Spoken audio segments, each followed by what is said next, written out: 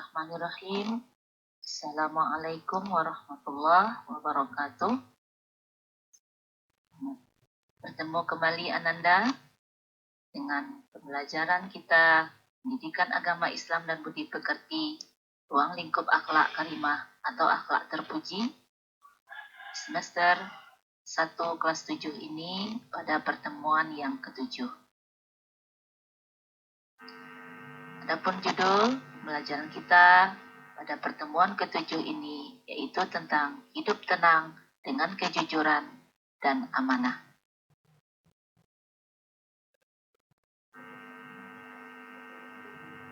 Nah, adapun tujuan pembelajaran kita pada kali ini berkaitan dengan perilaku terpuji. Bisa Anda lihat di layar monitornya. Setelah mengikuti kegiatan pembelajaran ini nantinya, diharapkan peserta didik dapat menjelaskan makna jujur dan amanah menurut Quran Surat Al-Baqarah ayat 42 dan Surat Al-Anfal ayat 27 serta hadis terkait. Kemudian menampilkan contoh perilaku jujur dan amanah di rumah, di sekolah, dan di masyarakat.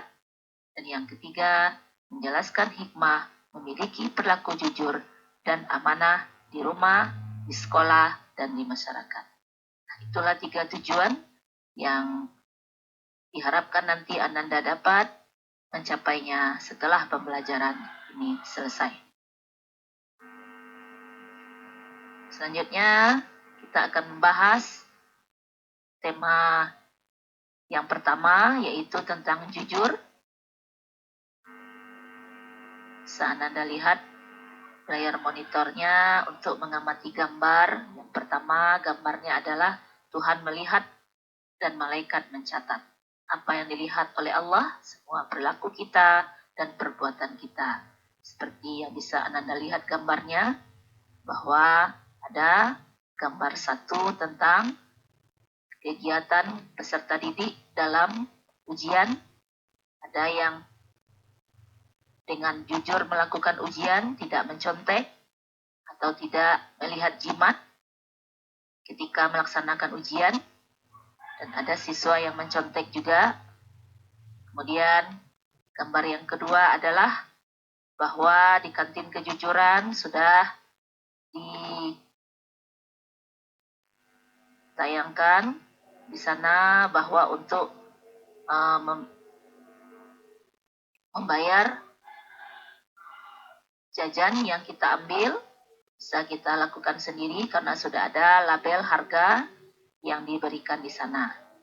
Nah, itulah Ananda gambar bahwa jujur itu adalah pilihan. Bisa kita memilih tentang kejujuran, bisa juga kita berbohong atau tidak jujur kepada orang lain. Nah, jadi Nanda diharapkan nanti berprestasilah. Namun kejujuran itu lebih penting untuk mencapai prestasi yang gemilang. Selanjutnya, kita amati video, pahami tayangan video berikut ini. Nah, itulah Anda video yang bisa kita amati tentang perilaku jujur, itu jujur dalam berdagang, bahwa ada pedagang yang jujur dan ada pedagang yang tidak jujur. Nah, dari tayangan video ini Anda bisa memahami bukan apa itu pengertian jujur? Ya benar, bahwa jujur itu adalah yang kita katakan, yang kita lakukan adalah yang sebenarnya, bukan menyembunyikan apa yang cacat atau apa yang seharusnya tidak pantas atau tidak baik kita sembunyikan. Lebih baik kita katakan, kita sampaikan kepada orang bahwa hal tersebut adalah yang sebenarnya. Itulah yang dikatakan atau yang disebut dengan jujur. Nah, selanjutnya Ibu berikan pertanyaan.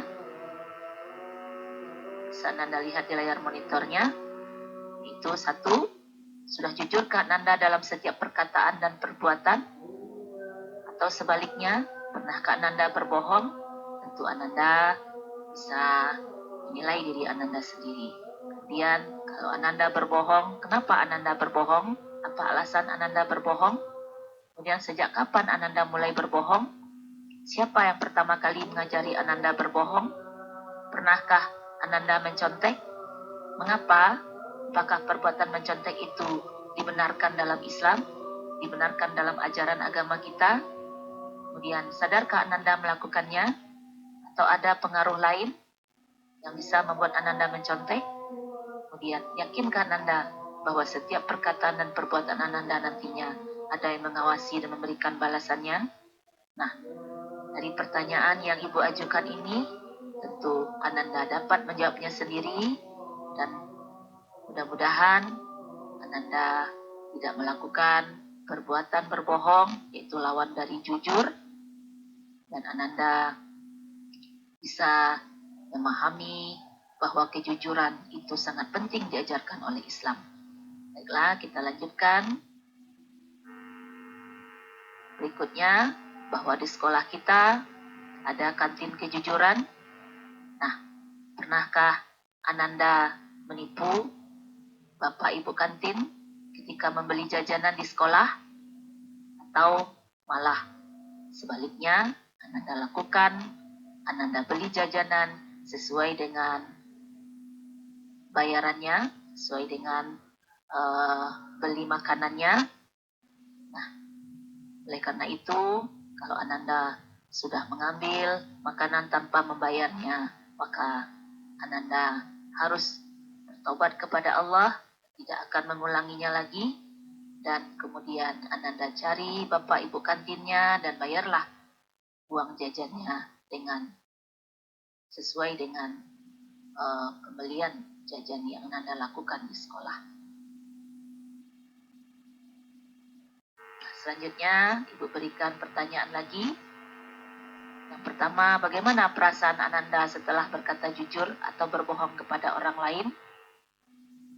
Kedua, bagaimana perasaan Ananda jika orang lain tidak berkata jujur kepada Ananda? Ketiga, bolehkah kita menyembunyikan kebenaran atas suatu hal yang kita sudah ketahui? Selanjutnya, bisa kita lihat tentang krisis kejujuran.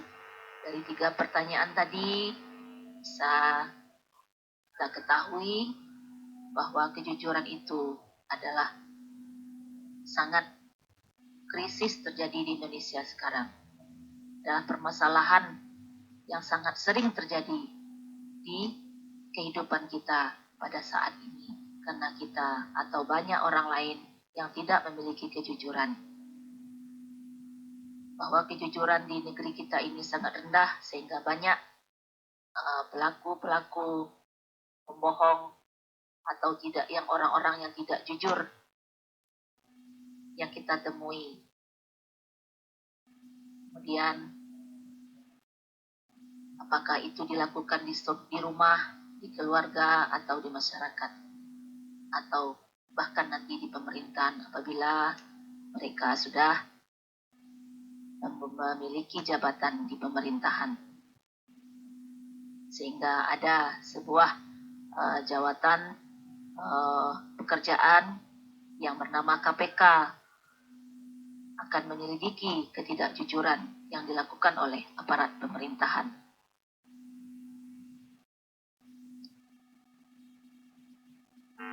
Krisis kejujuran yang juga sering kita lihat, sering kita dengar, sering kita alami di kehidupan kita sehari-hari, yaitu suka berkata bohong karena takut dihukum, kemudian ingin mendapatkan nilai tinggi dengan melakukan mencontek atau plagiarisme, kemudian berlaku curang dalam berdagang, kemudian memfitnah dan menipu orang lain karena takut diketahui kebohongannya.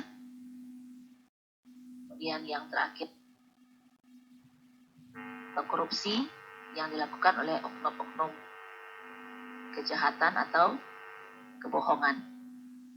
Sehingga krisis kejujuran tersebut akan ditindak oleh pihak berwajib dengan memasukkan mereka ke dalam sel atau ke dalam penjara Nah, dari krisis-krisis tersebut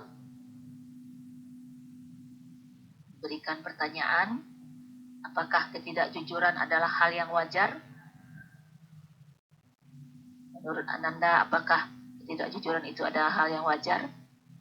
Dan menurut Anda, apakah yang menyebabkan ketidakjujuran merajalela? Dan siapakah yang harus disalahkan atas pelaku ketidakjujuran? Marilah kita kembali kepada ajaran Islam, bahwa Rasulullah memiliki akhlak atau perilaku jujur. Sejak beliau dilahirkan, beliau sudah bergelar Al-Amin, berkata benar, kemudian dapat dipercaya dengan perkataan beliau yang benar, sehingga masyarakat Quraisy senang kepada perkataan dan perbuatan beliau.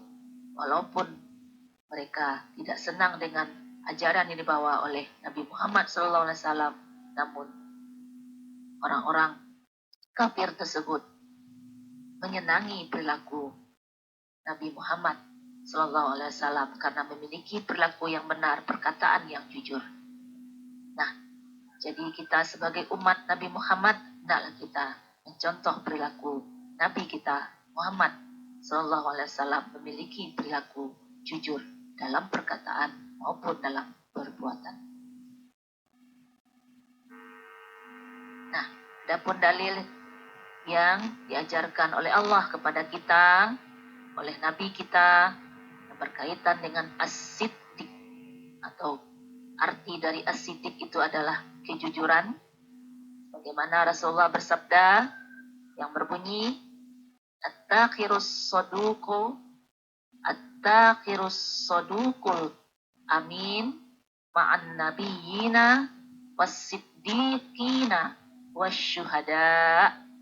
Diriwayatkan oleh Imam Tirmizi, yang artinya seorang pebisnis yang jujur lagi dapat dipercaya kelak akan dikumpulkan bersama para nabi, siddiqin dan syuhada. Hadis riwayat Tirmizi. Inilah ajaran Islam yang memberitahukan kepada kita, yang menyuruh kita untuk selalu berperilaku jujur, walaupun apapun, dimanapun kita berada. Contohnya seorang pedagang harus memiliki perilaku jujur yang dapat dipercaya sehingga banyak pelanggannya yang menyenangi dengan hasil dagangan yang dia jual. Kelak mereka akan dikumpulkan bersama para nabi, orang-orang jujur, dan para syuhada. Itulah ajaran yang menjelaskan tentang kejujuran. Dan ada lagi hadis Nabi tentang kejujuran yang berbunyi, An Ibadillahi bin Mas'udin anin Nabi sallallahu alaihi wasallam qala inna sidqa yahdi ilal birri. Ulangi, inna sidqa yahdi ilal birri wa innal birra yahdi ilal jannah. Rawahul Bukhari, yang artinya dari Abdullah ibnu Mas'ud, Rasulullah sallallahu alaihi wasallam bersabda, sesungguhnya jujur itu membawa kepada kebaikan, dan kebaikan itu membawa kepada surga. Hadis riwayat Bukhari. Nah, inilah hadis yang kedua yang disampaikan oleh Rasulullah SAW, bahwa sesungguhnya jujur itu membawa kepada kebaikan, dan kebaikan itu akan membawa pelakunya ke surga. Selanjutnya tentang ayat dari firman Allah yang berbunyi, A'udzu billahi minasy syaithanir rajim. Bismillahirrahmanirrahim. Wala talbisul haqqa bil batili wa taktumul haqqa wa antum ta'lamun. Wala talbisul haqqa bil batil wa taktumul haqqa wa antum ta'lamun. Sadaqallahul azim. Nah, ayat tersebut menjelaskan kepada kita, dan janganlah kamu campur adukan kebenaran dengan kebatilan. La talbisul haqqa bil batil. Dan jangan kamu campur adukkan kebenaran dengan kebatilan, kejujuran dengan kebohongan, jangan dicampur adukan. Dan jangan pula kamu sembunyikan kebenaran. Wa taqtumul haqqo, dan jangan kamu sembunyikan kebenaran. Wa antum ta'lamun, sedangkan kamu mengetahuinya. Surat Al-Baqarah ayat 42. Dari ayat ini, apabila kita kaitkan dengan video tadi tentang pedagang yang berlaku curang, tidak memberitahukan kebenaran kepada orang yang membeli dagangannya, maka Allah sampaikan dalam ayat ini bahwa kita tidak boleh menyembunyikan kebenarannya. Itulah ajaran yang diajarkan oleh Allah Subhanahu wa Ta'ala dalam surat Al-Baqarah ayat 42 ini. Bahwa kita dilarang untuk menyembunyikan kebenaran. Walaupun kebenaran itu tidak kita inginkan, namun kita tetap harus sampaikan kebenaran itu walaupun pahit yang kita rasakan. Karena orang akan menilai kita dari ucapan dan perbuatan kita. Sekali kita berkata bohong, maka orang lain tidak akan mempercayai kita untuk selamanya. Itulah akibat yang akan kita dapatkan kalau kita berkata bohong dan berbuat tidak menyampaikan yang sebenarnya. Nah, adapun hikmah atau manfaat yang dapat kita miliki, yang akan dapat kita amalkan nantinya, bahwa manfaat dari kejujuran itu adalah kita akan dipercaya oleh orang lain. Yang kedua, teman-teman kita akan menjadi banyak karena senang dengan perkataan dan perbuatan kita. Tentu Ananda menginginkan teman yang banyak, bukan? Tidak ingin menyendiri. Nah, kalau ingin mendapatkan teman yang banyak, berkatalah dengan jujur, berbuatlah dengan jujur. Karena dengan banyaknya teman, hidup ini akan kita rasakan menjadi sangat indah sekali. Dan Allah, seluruh makhluk di langit dan di bumi akan menyenangi perkataan dan perbuatan kita. Kemudian yang ketiga, mendapatkan ketentraman hidup. Karena fitrah kita adalah melakukan kebenaran. Apabila kita berbohong, maka hidup kita tidak menjadi tentram. Karena kita tidak pernah berkata bohong kepada orang lain, maka hidup kita akan menjadi tentram. Tapi kalau sebaliknya, tentu hidup kita akan menjadi tidak tentram. Nah, selanjutnya yang kedua, kita pelajari tentang amanah.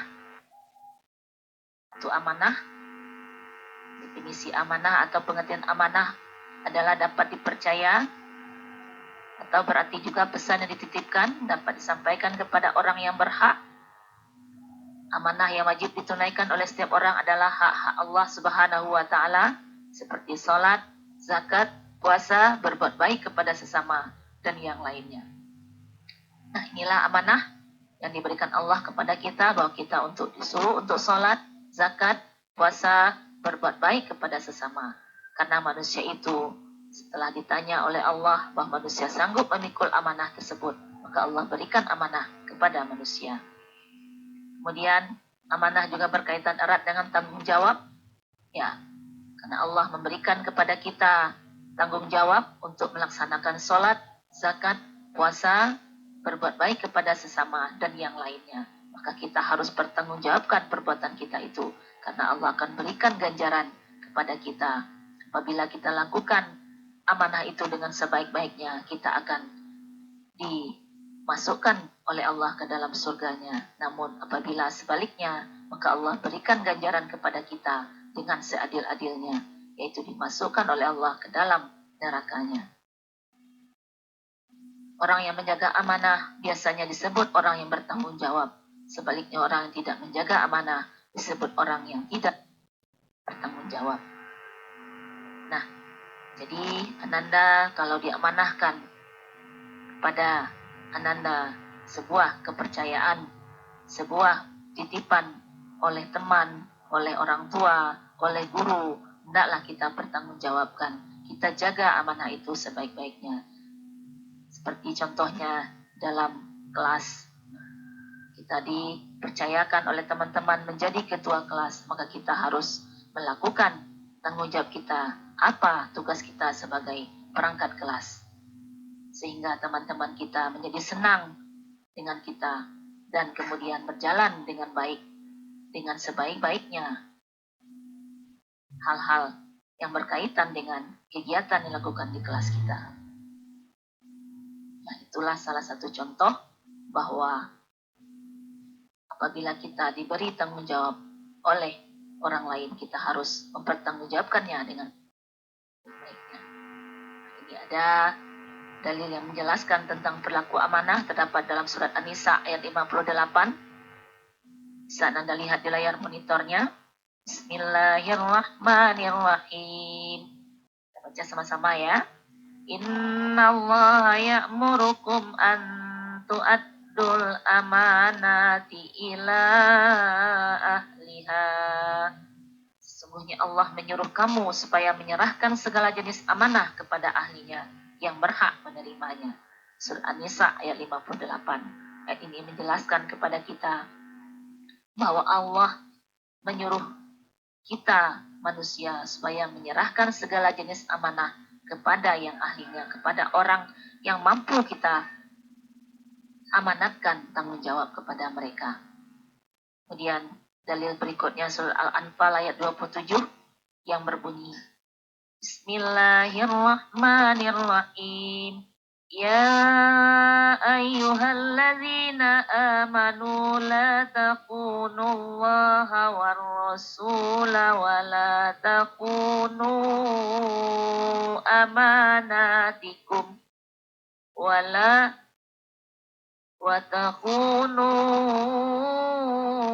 amanatikum wa antum ta'lamun.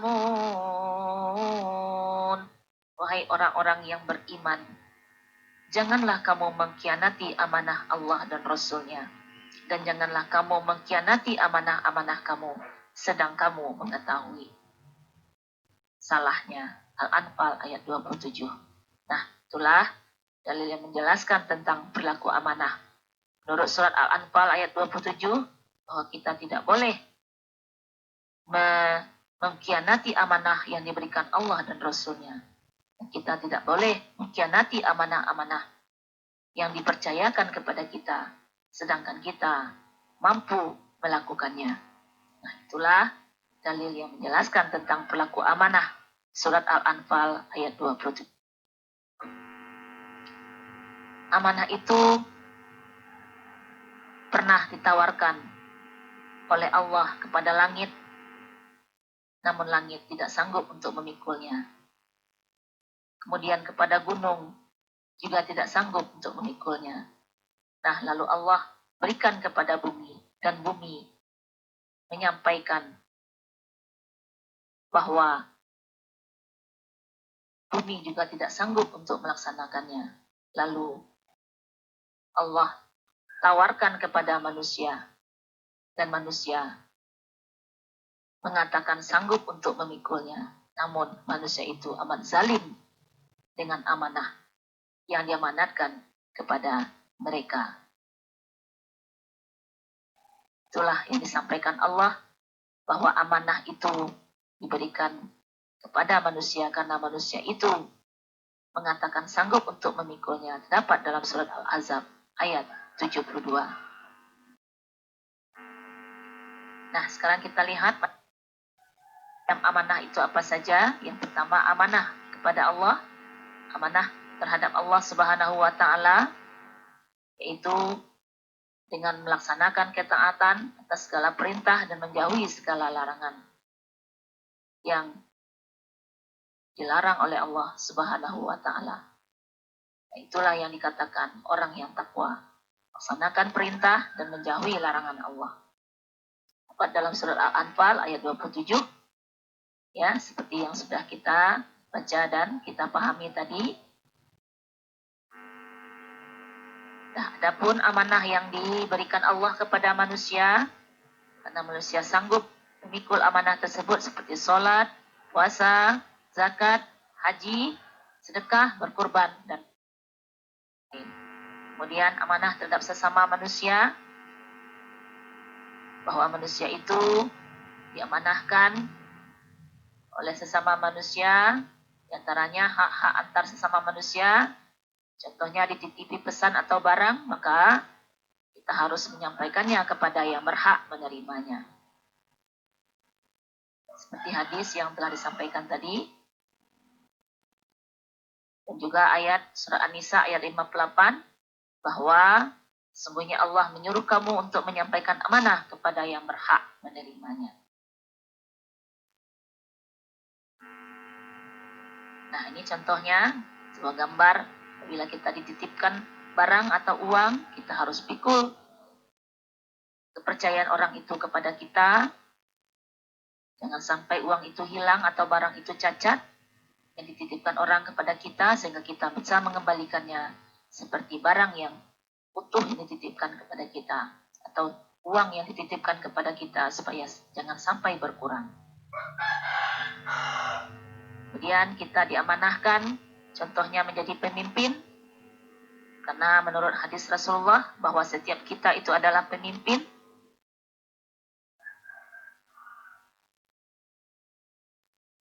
Dan Allah menciptakan kita ke permukaan bumi adalah untuk menjadi khalifah atau pemimpin di permukaan bumi supaya kita bisa memimpin negeri ini, memimpin dunia ini dengan sebaik-baiknya. Selanjutnya, hadis Rasulullah yang menyampaikan bahwa setiap manusia itu adalah pemimpin dan akan diminta pertanggungjawabkan atas kepemimpinannya. Seorang kepala negara adalah pemimpin dan akan diminta pertanggungjawaban perihal rakyat yang dipimpinnya.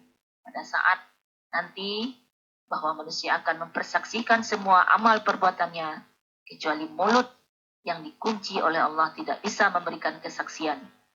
Dan yang lainnya, tangan, kaki, semua anggota tubuh kita kecuali mulut akan memberikan tanggung jawabnya terhadap apa yang pernah kita lakukan kepada Allah. Tanggung jawabnya kepada Allah Subhanahu wa Ta'ala.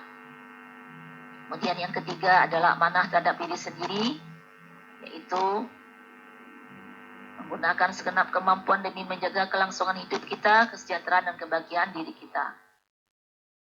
Alladzina hum li amanatihim wa ahdihim ra'un.